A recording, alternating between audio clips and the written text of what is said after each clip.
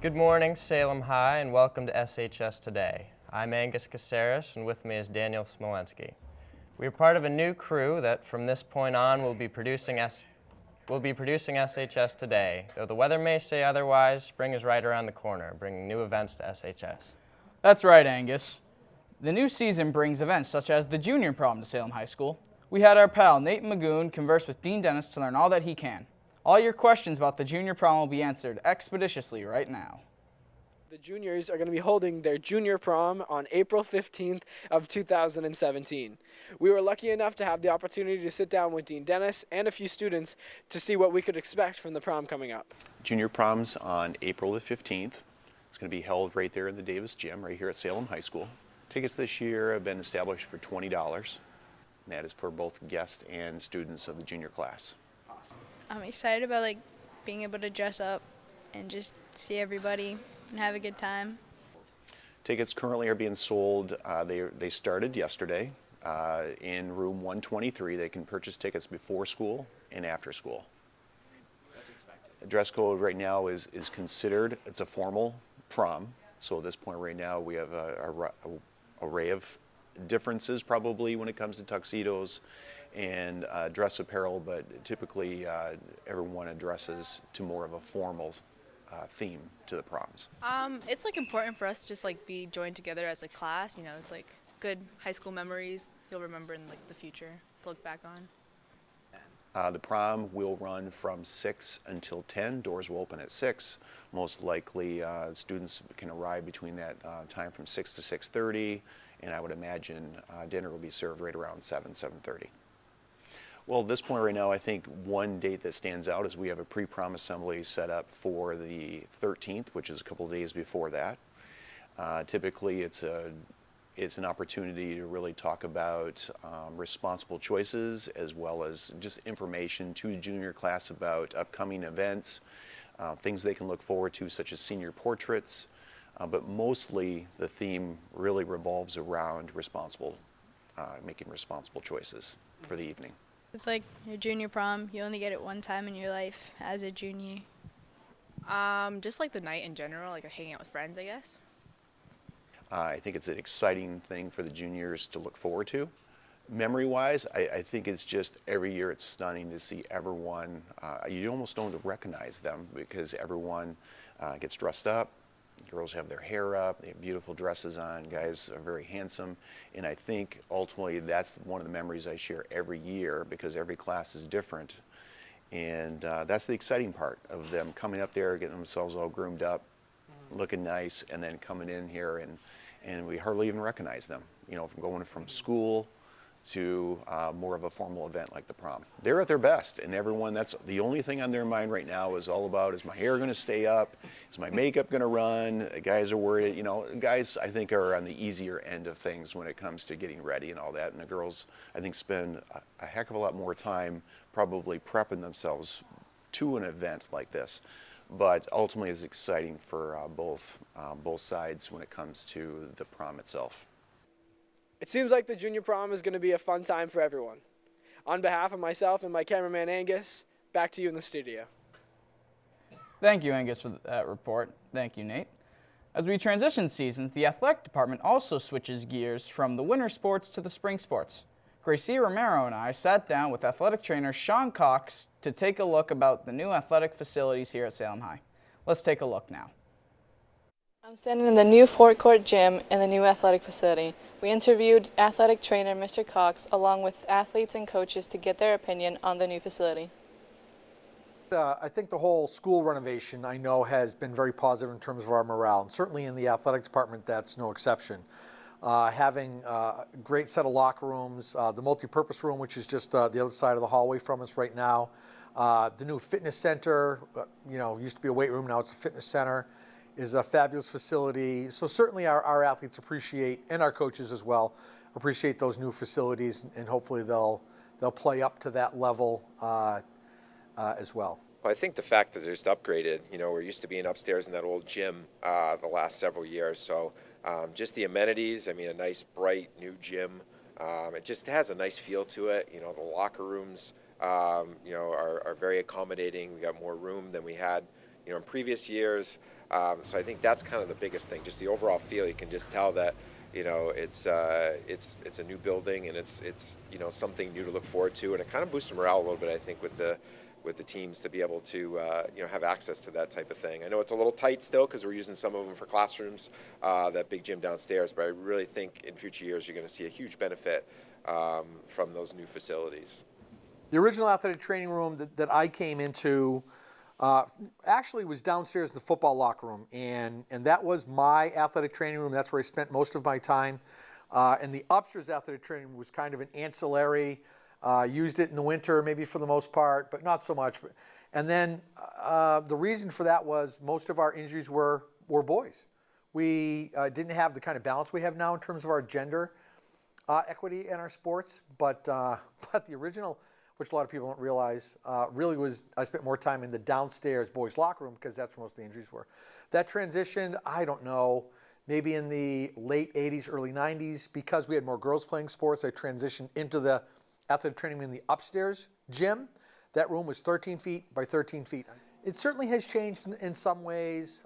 First of all, we had a lot more three-sport athletes when I came on in the early 1980s, and not that it was a majority, but we had a lot of student athletes who played sports from August until early June. It's an everyday thing now. The kids come in and have to use that new locker room to change, and between our different groups for track, I know we use that new gym frequently. We kind of have to rotate a little bit with all the other sports right now because baseball and softball and lacrosse and volleyball need their time in there. So it's an everyday thing, but Mr. Nsinga has a schedule worked out where all the teams can get in when they need to, and they're all accommodated. So that's been a challenge he's been able to handle. So when when that wing opened up, when we could actually see it kind of come to fruition, the whole part of it being able to go through the Davis gym, the game gym, to be able to go from there to the locker rooms, I think that just kind of, when that opened, you could just kind of see it completed.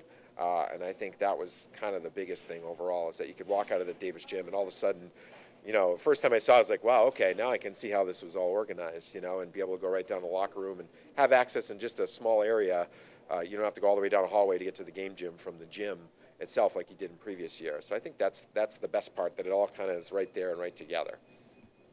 Definitely a lot more space. Definitely helps out, Coaches have their own stuff. The locker room's a lot bigger. The showers are actually nice now. It's not just one huge, giant one. I think, definitely, it's not like forecourt yet, but the two-court gym, it's something more. Upstairs, yeah, it was nice and big, but it was old, and it wasn't as easy to access. Everything's nice and close to each other. It's just a lot better. Hopefully, everyone will find use in the new facility, and best of luck to all the teams competing this year. Back to you in the studio.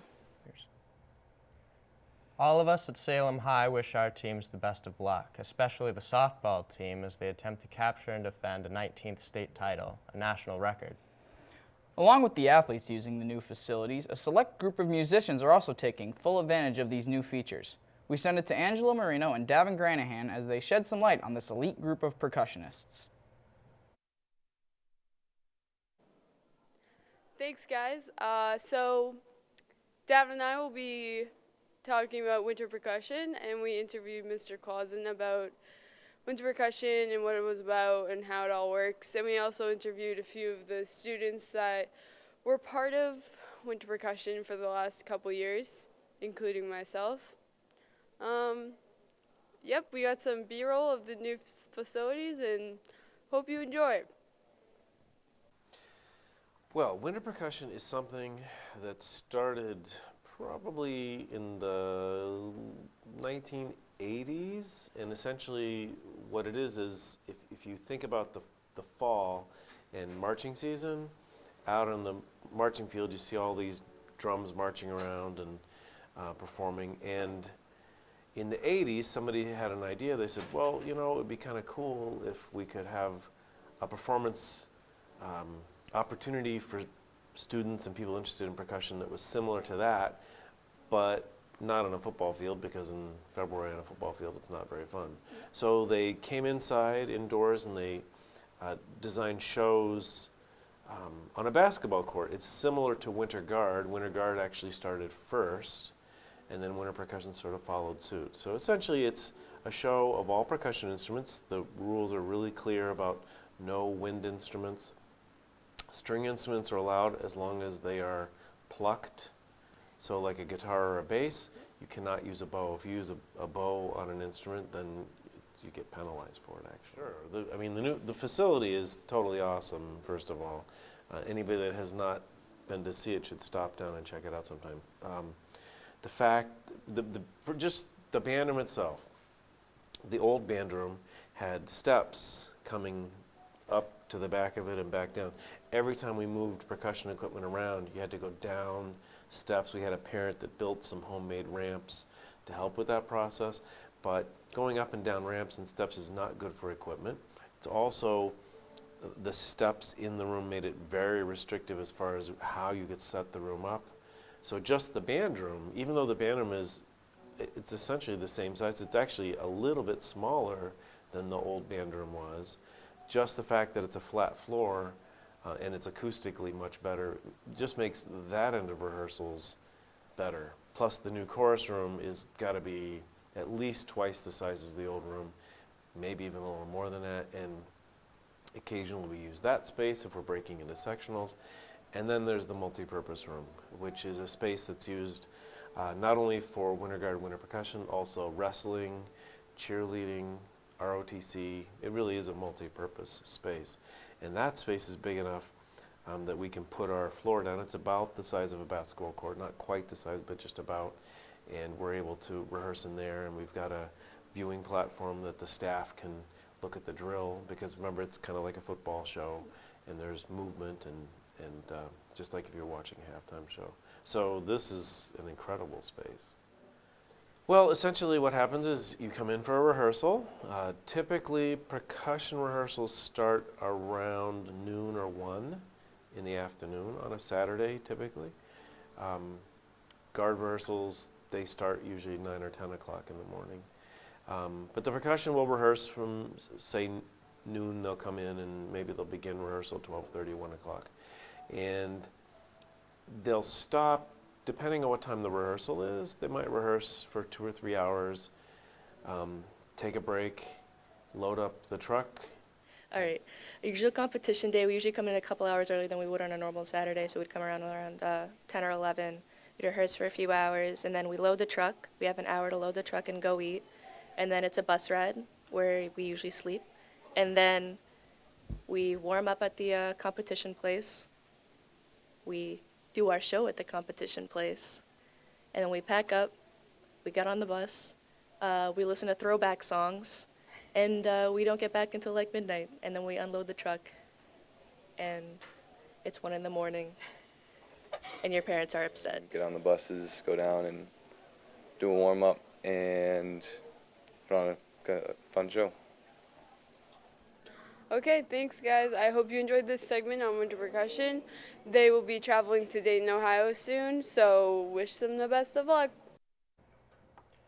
SATs are right around the corner, so we've had Autumn Rose Bogdan and Jeremy Glander talk to Mr. Wing and Miss Burke and a few other students about what to expect when you take the test. Let's see that now. Now that SATs have come and gone, last week we interviewed guidance counselors and students to see how well prepared they were for the SATs. I think the students are going to feel good about it, getting ready to take the SAT. For one thing, it's the juniors taking it. This will be a test that they're going to take for college. Many colleges require the SAT. We got to speak to some students along with 2 guidance counselors, Mrs. Burke and Mr. Wing. And we got to speak to them about their views on the SATs, along with how they feel if they are prepared or not. A couple of things about it. It's free, so it's not costing the students any money to take it, which is saving them about $50 or $55. I think they're prepared. And they're prepared because they also took the PSATs in the past. They could have prepared in a number of ways. Khan Academy is one where they can take their scores and their PSAT scores and register those with Khan Academy, and then they get some free practice tests. VLAX, which is the online learning activity, offers free SAT review in math and in the English portion. So I think they're prepared for it, and the PSATs have really helped them. I haven't taken any SAT prep classes, so I'm kind of just going into it. If I do good this year, I won't take it next year, but if not, I'll take it next year. I think that standardized tests like the SAT or PSAT, ACT, I think they're a good tool in helping the student understand where they're at academically. I'm not taking the SATs this year whatsoever. Why are you not taking the SATs this year? Honestly, I just think it's like useless, a waste of time, and it's just not me, so therefore I'm not taking it. But I don't think that they are the one deciding factor that should help a student decide, you know, what colleges they might be eligible for, what path they should take. I think it's just one piece of the big overall puzzle. When I took the SATs last year, I skipped the hard questions and went back to them later. Boom. What we have seen is that some schools are choosing to be test optional, so they will allow an applicant to decide if they want to send their scores or not. So a tip, I guess, on how to take the SATs would just be like, do your best. That's really all I can say. Just fill in the circles and concentrate. So some schools are deciding kind of more along the lines of that idea that standardized test scores are just a piece, that maybe they don't have as much weight in deciding whether or not a student is accepted at their institution. Bring what you need, a bottle of water, and do your best. That's the best you can do, and that's all you need to do. I think the SATs are important. They help you get into college if you get a good score. So we hope that everyone did well on their SATs this year, and if not, there's better luck next year. Finally, we'd like to give an update on the school's renovation. Brianna Messina and Kyle Leone have talked to Mr. Dodge about the upcoming changes to Salem High. Let's take a look. I'm here at Salem High School where there's been some ongoing construction. So we got an interview with Mr. Dodge to get an update and some students along with that as well. It's a very active construction site out there and what we consider to be phase 4 of the construction. There's multiple areas that are under construction. The automotive area, the wood tech area, and the building construction area are probably about 75% complete. I think the construction is a very important part to the school. You know, that yes, the school has like that old, you know, homey feel to it, but it really is time for renovation. So I think it was much needed, and I really do thank the voters of Salem for voting on that a couple years ago. I think for the end of this school year, pretty much what you see right now is what you can expect. It will be very busy. Teachers will be busy at the end of the year, packing up rooms. There will be a lot of relocation for next school year in terms of a lot of swing spaces and things like that. So I think there'll be a lot of hustle and bustle towards the end of the year, preparing for the room moves and to get spaces ready to go under renovation for next year and this summer. It affects my day-to-day going to classes because now part of the math wing is cut off, so instead of going the shorter way, I have to go like almost around the whole school. Some of the things that we'll see, the changes when you return in the fall, the new automotive shop and tech center will be open, including new service area, new classroom. The power technology lab as part of technology education will be online. The new building construction area will be completed, and the new wood shop will be completed, as well as a shared classroom space, locker room spaces. The new nursing suite will be available. The new life skills special education area will be available. And information technology department will have a new space, new server room. So there'll be a lot of changes, and the hallway that's currently blocked off should be back in operation. So you'll be able to get into that part of the building. The athletic facility, it really will impact sports as we go. You know, new locker rooms, new gym, and it brings a new message to visiting schools when they come and play Salem that, you know, because when they used to come here, used to be, really not that nice of a gym, and now we have this brand new gym and big gymnasium and locker rooms. I think it really does put Salem on a better playing field. Probably the new auditorium. I love it. It's really pretty. The project generally is on time. There's a few delays in phase 4. We ran into some unanticipated inferior soil conditions, so it took some time to mitigate or remediate those conditions. Once they run into that, they have to re-engineer it. They have to come up with a plan to make sure that everything under the building is stable, because it's really, you can't put a building on poor soil, basically. I am excited to see how it looks like when it's all done. I hope I'll be here long enough to really enjoy it. As you can see, some of the new areas look amazing and the construction is progressing well. And I definitely think that this construction is worth the wait. Back to you in the studio. These are very exciting times at SHS with this construction, and we all cannot wait until this renovation is finished. For Angus Caceres and all of us at SHS Today, I'm Daniel Smolensky, and we'll see you next week.